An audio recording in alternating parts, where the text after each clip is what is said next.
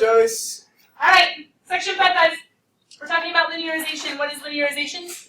Approximation. Approximation. Now I do need to change something real quick. Go in the beginning of your notes. Take away standard. Change the illusion.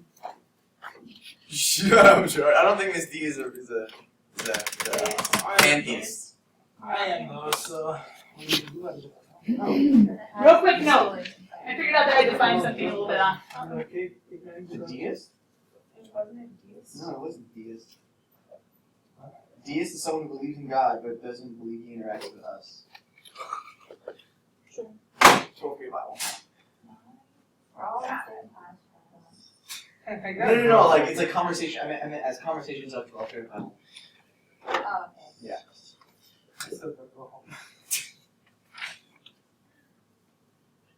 How do I optimize my fantasy team? You get players with the best stats and put A them all lot together. more variables than we have to deal with. You gotta have that. Is that something you can help me with?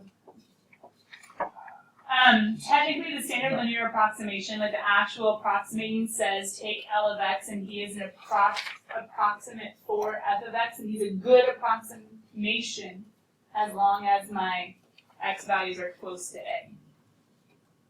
He's a good approximation for my y value, or my x values close to a.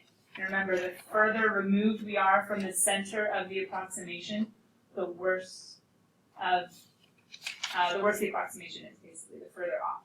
Probably. Can we go to the first example and put 1/100? 1/100? Wait, what? 1/100. See how close we get. George. You are such a goof. I'm not a goof. I'm trying to learn. I'm trying to experience mathematically everything in my life. If you want to deprive me of that, go ahead. Whoa. Whoa. The sass I'm today. so sorry. Seriously, George. Alright, I'm throwing them in, but you better get your calculator out. I got it. So 1/100. Do a graphing calculator on your smartphone. Interesting. 1 plus 1/100, right? 1 plus 1/100 would be 1.01. So then you guys plug in, what's 1 plus sine of 1/100? 1.0999833. Plus 1 equals 1.009998332224716. Not close enough to ski. 4 nines. Let's do 4 9. See, it's even closer. Let's do 1/1000. No, we're done. Okay, so question. If I was to ask you though, just because I'm curious, what the percentage of error is from our approximation to the actual, what would you do? Oh, 1 plus actual over theoretical times 100. Is that theoretical yield? Yeah, it's a percent yield. 1 plus actual? That's the accuracy. How accurate you are. I don't need to. You don't think? I don't think you need to do 1%. No, it's 1 plus the actual over the theorized. No? Okay. I think Okay. it's just actual over. No. Well, that's percent yield. This is something. What percent error? Percent error? Uh-huh. Oh, then You you gotta just go proper do gaming. 1 minus that then. I got to that part in number 8 last night. I was just like, nope, don't know how to do it. After that, I You decided have to do to. that. Does it involve sacrificing a small animal? No. Because that's constitutionally protected. George! Thanks, Phil. George, just because you're anything up doesn't mean you get to rub it in my face. Not rubbing it in the face. Okay, let's focus on the problem at hand. Sorry. Percent error. I have no I want to figure out how much error there is and how that is related to actual. Right. So what you have versus what you got. Kind of. So And how do I mix it up into a fraction? Set that up into a fraction. Would it be How much error do you have? How do you find that? 1 minus Actual. 1.01 minus variable actual. No, not actual. oh Actual is the 1.099, and Oh, right. technically we should keep the nice one in half. So we subtract to figure out how far off, right? So this is my error, just the subtraction. How far off is delta y? Over 1 plus x or 1 plus some. The actual. Uh, So do 3 nines and then back that way. You realize you shouldn't do that. Does that make sense? 1.00. Oh, thank you. So So that's just leading into some of what we're going to see today because percent error, we definitely have some of that going on. Okay, so just think how far off and how is that related to the entire to figure out, okay, how bad is that error with respect to the measurement that we're finding. And those of you guys that had this plugged into your calculator, Gerardo, you had this, and George, you had it. 1.65, blah, blah, blah, e to the negative 7. E to the negative 7. Ooh! So how is that not close enough? Not close enough.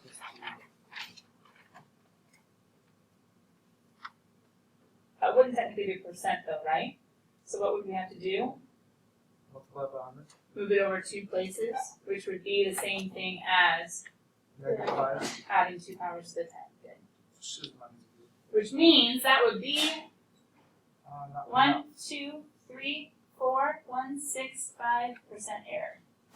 Woo! Which would be 10, 100, 1,000, 10,000, 1.65 of a percent. not good enough. How is that not good enough? Let's keep going. Oh! Ready, set, go. B. Oh, I got this. Go B. Approximate the following root. The third root, the cubed root.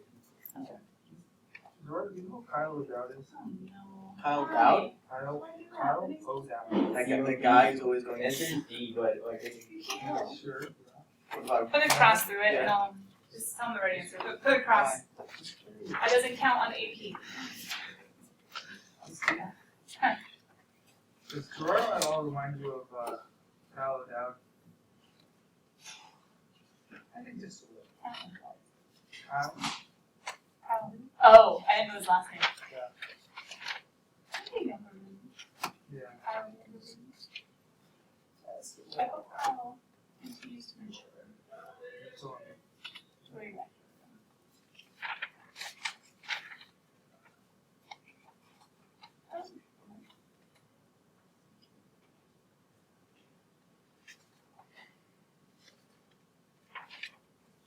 And that Kyle has a zeal for life and an ability to make quick conversation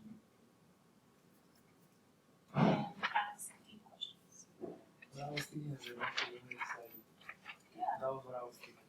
Yeah. Yeah. You brought it.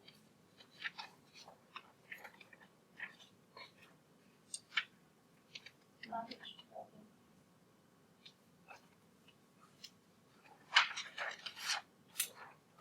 Some of which, to be honest, I wish I knew.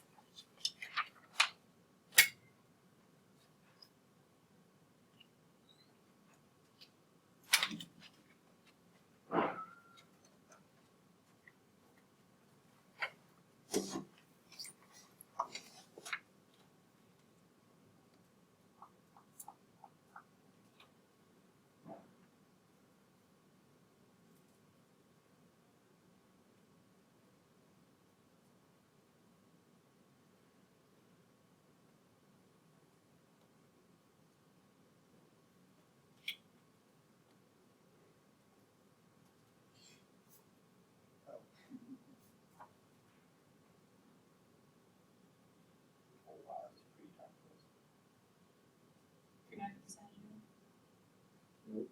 I was just thinking of that.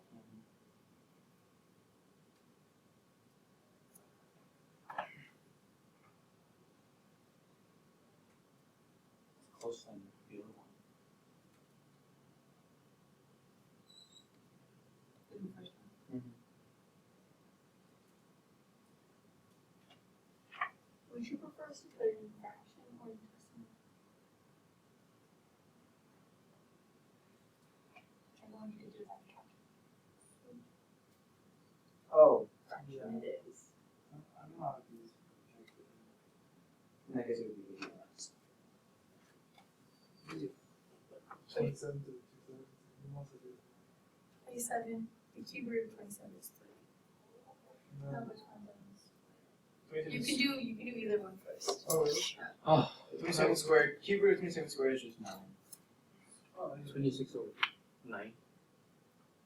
Huh? No, answer. Did you do it in your head? Yeah. That's not fair. Is this right? Is it right? Wait, what did you say? Yay. What? I don't know if it's right. I haven't done it in my head yet. Um, but still, I'm impressed. He did the. I don't- Yeah, I know, I understand that, but like, what answer did you get? 26 over 9. Is it right? I don't know. I got 80 over 26. So I can probably. finish the other one. Wait, what is 80 divided by 3? No, 80 divided by 4. I don't know. So 20 over. I'll say No, 26 over 9. What do you guys choose? 27, right? Yeah. Yeah. So it's 3. Yes. Right. Yeah. 7.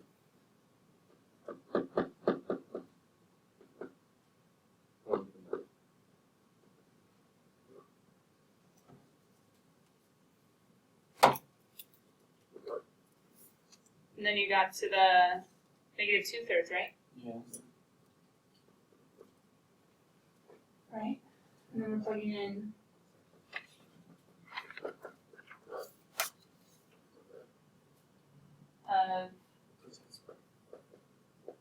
What are the cube roots of 27?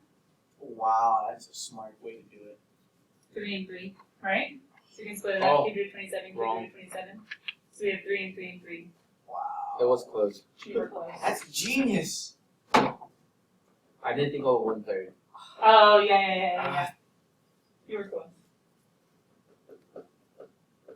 I'm still very impressed. Yeah. not good enough. George.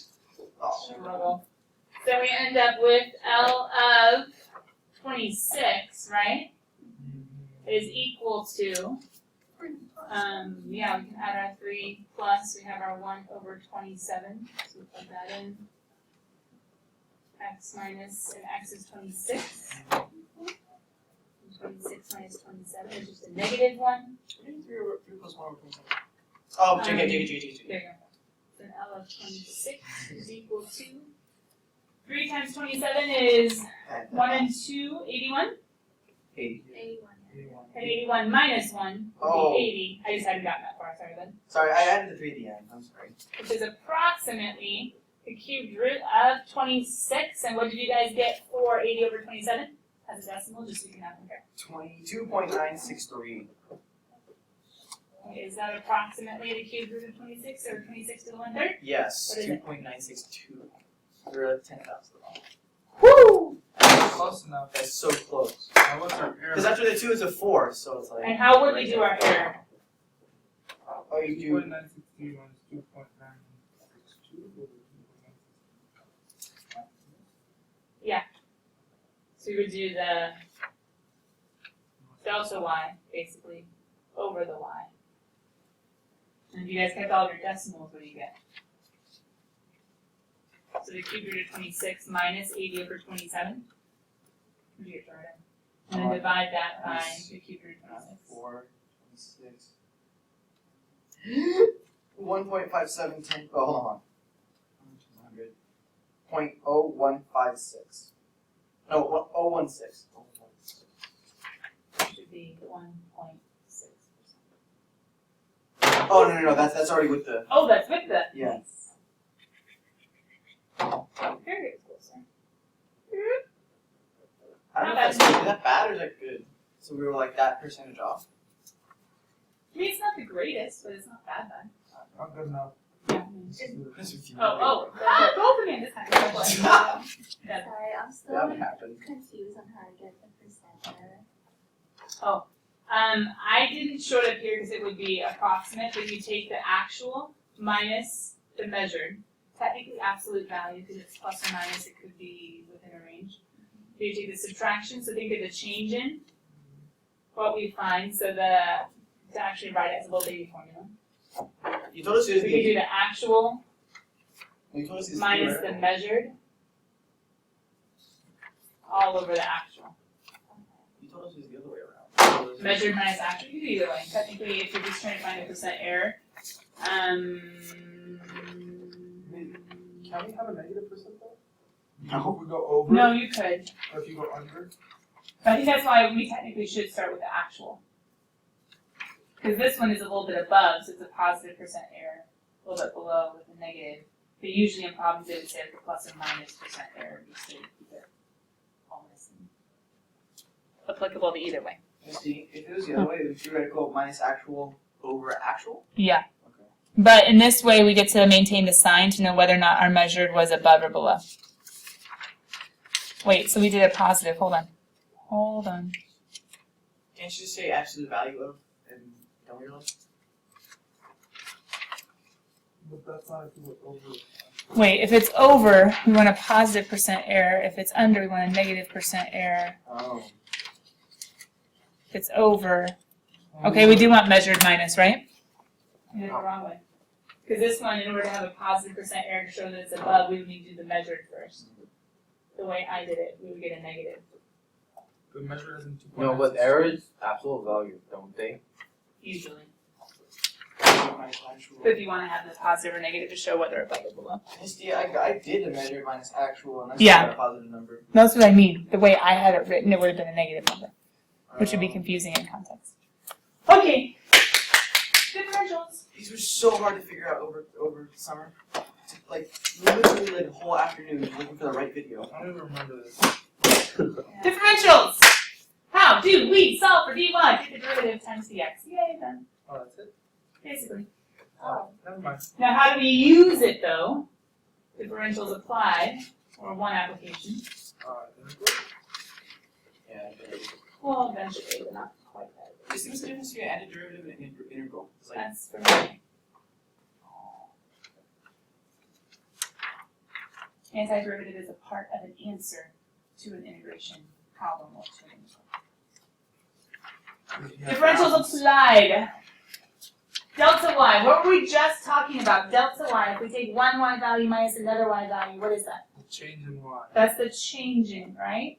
We can say the change in y, or how far off, can be approximated by dy, which means that change in y can also be approximated by who dy is, which is f prime of x dx for everything.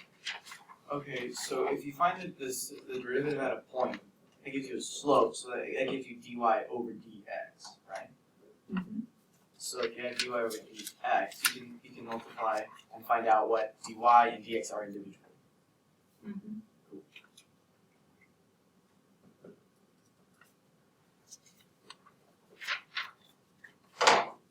Isn't f prime of x dy dx times dx? Wouldn't that be just, oh it is dy. Oh. Yeah, does that make sense? So it's saying since that's true, then we can also make that statement. And just guys, make sure you guys never make mistakes on integrals. Let's also do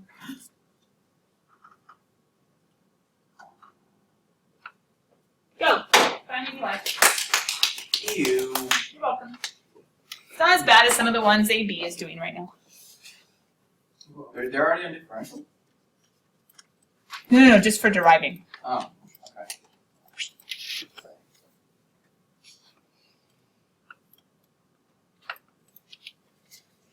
There are no differentials. We need to seriously evaluate our lives. Yeah. Yeah. I hope they are closer than they should be. Or than we should have left them.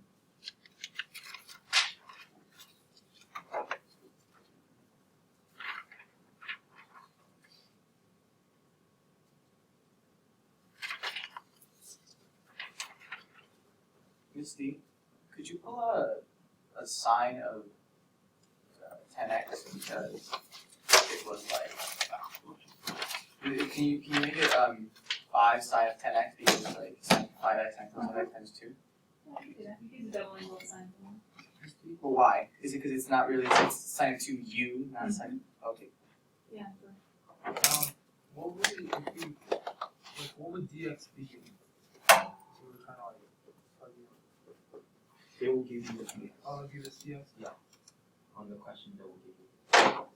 So something could be like, for instance, volume for a cube is based on the measurement of a side. So then they say, okay, your measurement tools mean that, like, based on the tools that you use to measure, you should have an error within 0.01 of an inch or something of the side. So then that is your ds your change in or possible change in your side, and you're trying to figure out how that relates to the possible change of the volume that we'll end up with when calculating. Does that make sense? You guys agree? No, I haven't finished writing yet. Of the first one. Yes. And then the second one, and we understand the double angle sign if they did go that far. The meaning is. Because 2 sine cosine is the same thing as sine 2 theta, so then you can pull a 5, you have a 2, and then you can say, oh, it's double angle of sine, so 2 times what you already have. Second one, what had you better have used? Product rule. And with product rule, you can do second be first plus first be second. You could have pulled out a 3 to the 2x because you're nifty like that. And there's a shared one in each. And you would end up with 1 plus 2x. Right? 2x ln of. I moved the 2x into the ln. Is that okay? How? The only way you Sharing could it? have is if you made it 3 to the 2x. That's what I did. He did it 2x as a power and moved it up to ln. Because they did that on one of the more problems, so that's why I was sometimes. But that's more simple. So I did second d first, so 3 to the 2x times 1 plus first x d second 3 to the 2x times 2 times ln of 3 or 3 to the 2x ln of 3 times 2. Isn't it 1 over ln of? No, that's for log. That's for log base b of u. That's the hardest. Like, it's Remember, hard to b to the u is like e to the u, you rewrite it, then you compensate for the b, and then you have your u. B to the u is like e to the u. Log base b of u is like ln of u in the sense that you always start with 1 over. So log base b of u is 1 over u ln of b. But I didn't emphasize that very well for you guys last year. I emphasized the log condition. As to the similarities between the two. Good deal? Now what? Oh, this again? This again? I'm not sure if we exactly done with it yet. I was like, you had it there. But What? that's fine. Y equal x squared. Find dy when? Okay. So they're just trying to go ahead and cement in our understanding what's going on with dy and delta y and why we can say that delta y is approximated by dy. But let's come back to this in just a second. This is what they're trying to get us to see. How do we find dy? Derive and then multiply by dx.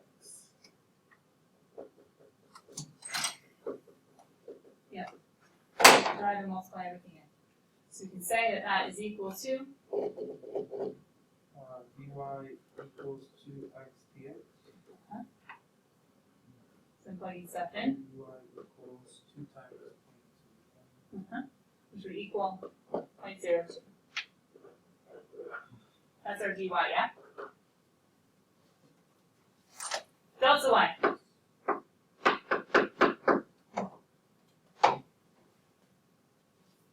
And Wait. delta y would be Who's delta y again? delta y is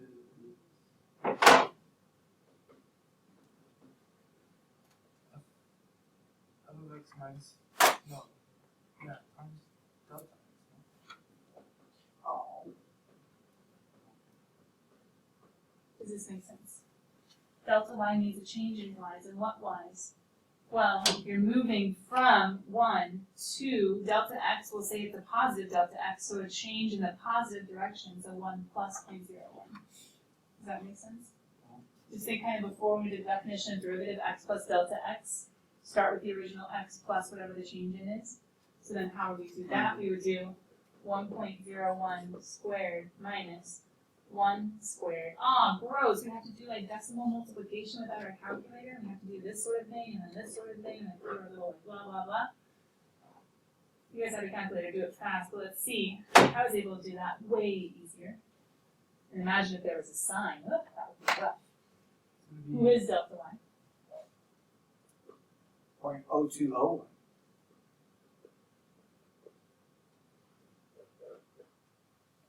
Do you see how our dy approximated our delta y? And once again, helping us to do it much quicker much more efficiently than having to do this one once. Which we could have done this one, yeah, I know, but put a sign in there, put an LN in there, and our function, Good? Ish? Okay-ish? Yeah. So then, where I kind of started today, ish, error propagation. Now be careful. See what's actually being said below.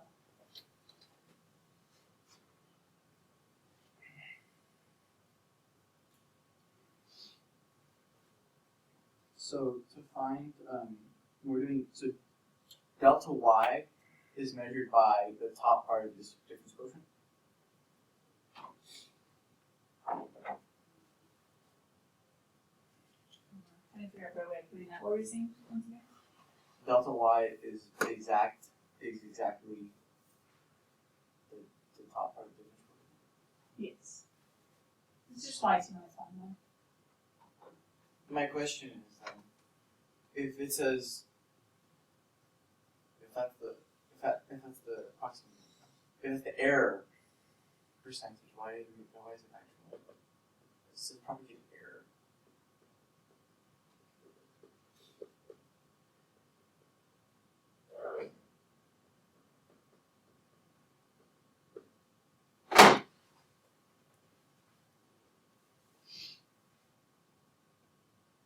Well, delta y has many different applications. It could just be a change in heights of like a building in the ground or a building in a light pole or whatever, right? So delta y has lots of different applications. But if we're talking about measurements and what the actual value is between the exact value and the measurement value,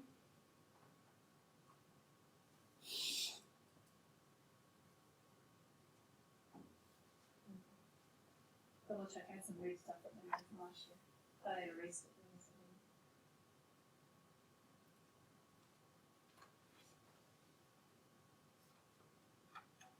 Remember, delta y, we would have to know the exact value.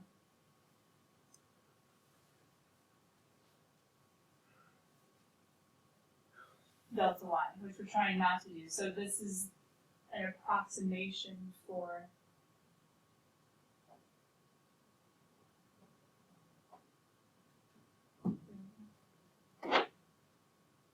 the actual error propagation, the actual percentage error. Okay, so either way you have to divide by the actual. Or you could think of the measure. Or we're saying how far off divided by the total, which is what we were doing before. How far off divided by the total. Okay? And then how far off is just the subtraction if we have to do delta y, and that's what we did in the beginning. We knew what the actual was, we knew what the measured was, and we actually subtracted the two. But we're not going to stay there. We're going to move and then use dy, as we saw on this page. Dy can approximate delta y. Without even needing, look guys, without even needing to know the actual value in this case. So we can use dy to solve that for us, and that will approximate that subtraction that we were doing by hand earlier. So the error propagation is the actual. That's how you find the actual value of delta y. Right. Delta y. Yeah. Yes. Percentage of propagated error, we do the propagated error over the entire. But we're going to be using dy over y to approximate that. Same way that we were going to be using dy to approximate delta y. So then if we have something like the measured radius, right? The measured radius of a ball bearing is 0.7 inches as shown in the figure below. If the measurement is correct to within 0.01 inch. Now to within, that would be plus or minus, right? They're not telling us whether above or below, they're just saying to within. True? Okay. Estimate the propagated error. Are they asking for percentage? No. Estimate the propagated error in the volume via the ball bearing. Estimate. Are they making me know the exact measurement? No. They're not making me know the exact measurement. they're saying use a differential to help you out. Differential of what? What are we doing? Propagated error in who? Volume. So what formula am I going to be deriving? Wait, Volume equals pi r cubed, but you forgot there's a constant. 4/3. That is, we have this measurement error. Wait, who is this measurement error of what? The radius of the ball bearing. So we're given, Was it R plus or minus 0.01 quantity cubes? well, we do have the r's within plus or minus 0.01, but we're just going to call that dr. So our radius is measured within. We can call that dr. Now dr and delta r are the exact same thing if you remember when we were showing the difference between dy and delta y on our graph. Let me go back there really quickly, I apologize. Did I just pass it? Here we go. Remember, dx and delta x are the exact same thing. You go over a certain amount. That's not the big deal. The big deal is dy only goes up to the tangent line in a sense, and delta y goes up between two different function values. So we can set dr, delta r is the exact same thing. That's not the big deal. So dr equals delta r equals plus or minus 0.01 inches. So dr. Okay. But we can't plug that in because it's not r. It's dr because I don't know what the measurement, the true measurement is that I could be that. I just know the range of measurements. Does that make sense? So then, and I'm trying to figure out, based on this error of the radius, what kind of error am I looking at when I plug it into the volume?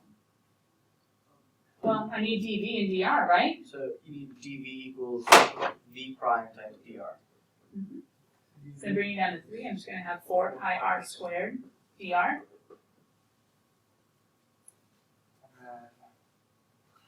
And then 0.04. What was the r that they measured it to be? 0.07. I forgot to write that, I apologize. The measured r is 0.7 inches.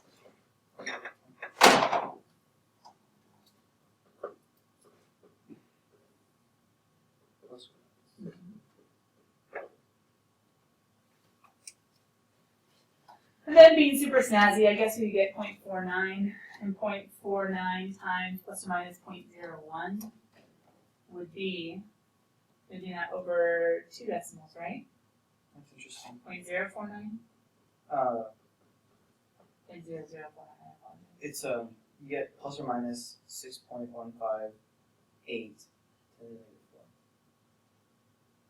-4. Total? For the It ends in an 8? Oh, I rounded. Because it's 6.1575. So Well, that's because he multiplied the pi. Oh, you multiplied with pi. Don't you? Can you just do the other one without the pi? Sorry. Before, not the pi. when we just do it without pi. Okay, so negative 1.96. Well, it's plus or minus 1.96 times negative 4 pi.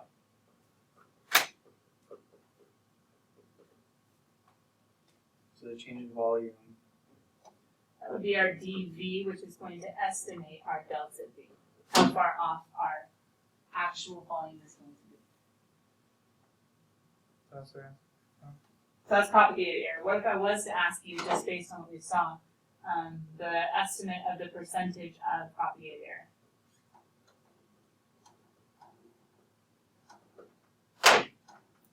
What would we do? Do we have the how far off? You can get that off. We have the how far off, right? Let me just do the point.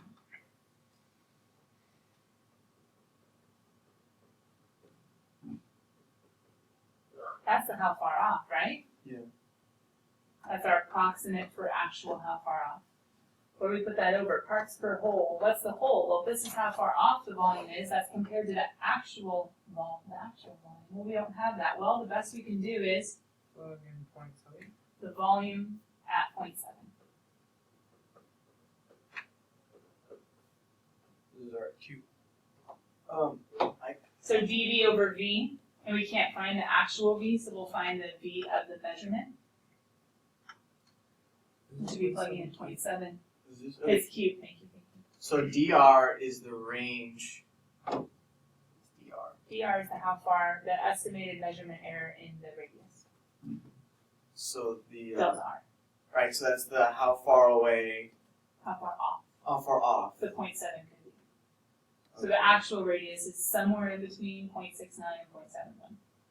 And then what does dv stand for? How far off, approximately, the volume is going to be within what range. So we're doing the dV over V, which is just applying it basically to that formula that we have with what we can do. And then say by plugging that in.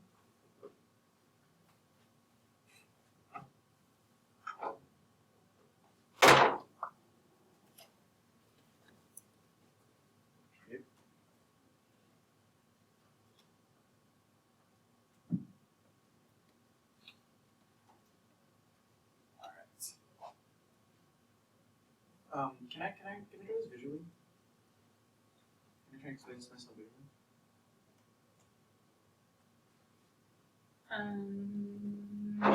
To me out loud later. So negative 4.8 2.85 times 10 to the negative 4 would be the decimal, which would be, remember move your decimal places 2 places, right? Times 100. But I was saying that can end up being times 10 to the negative 2, and that's easy for us to do, right? 0.042, let's just keep 86%. Why is it negative? Oh, because I kept the sign that you had.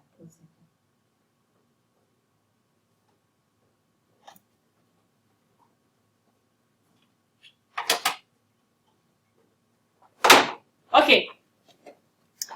This is the end of section 5.5. Yay! We have linearization. We have some estimation of error, and we have dy. We're going to peek at these multiple choice tomorrow, but what are we skipping? Do you guys notice something that we're skipping? Newton's method. Newton's method. Long story short, he's not in the AP. He's pretty snazzy, but not necessary. And anything that we do want to take away from him, we'll come back to and talk about later. Can we use it on the AP? There's not really any. There's something called Euler's method that kind of builds off of Newton's method, but it's better to just wait, and that's what we need for the AP. That's going to be the beginning of tomorrow. Bring in your spiral, have it ready in the back, but let's go ahead and start section 5-6. We don't have tons of time. Related rates. This is a fun one. I like this one. This is actually one of my favorites, out of the applications at least. Is it going to be on the AP? Yep. So what's on the frontiers? Yep. The code. Which means we shall bring it in. Are we gonna To check learn it how out. to do the right? Mhm. The column you said stumped everybody? We'll be using chain rule. U prime implicit differentiation. Take dd now. Almost always it's going to be ddt of whatever you have.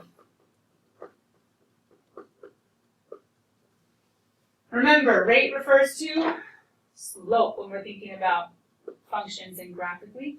With respect to time t, because everything moves based on time for the most part. Instantaneous, we know that we're taking a derivative, so ddt, right? Instantaneous rate. We're taking a derivative of a quantity. Average rate. We'll say of a function f, yeah? F of b minus f of a all over b minus a. Remember, average is over some sort of t within a to b. And just for sake of argument, since I'm using f notation anyway, instantaneous would be at t equals a, and it would be f prime of a. We didn't get very far, but we're going to bust into this tomorrow. Okay, kiddos, try to as much, ooh, there's a cone. Try to, as much as is possible, finish up 5.5. Try to have as few questions as possible, because we're going to make homework questions tomorrow. It'll be like boom, boom, boom, and we're just working through them real fast, so that we can spend our bulk of our time on the dailies. Related rates. Blah, blah, blah, blah. Sound good? Great. Tomorrow is a huge related rates day. I'm planning to have a test on Tuesday, but if we need to, because of AP, FRQ, examples, etc., we might have it Wednesday, but it's coming. This is the last section. Bye, guys. Have a good Tuesday. Keep hanging in there. We got this. You actually cut 4 shirts. Bye, Joyce.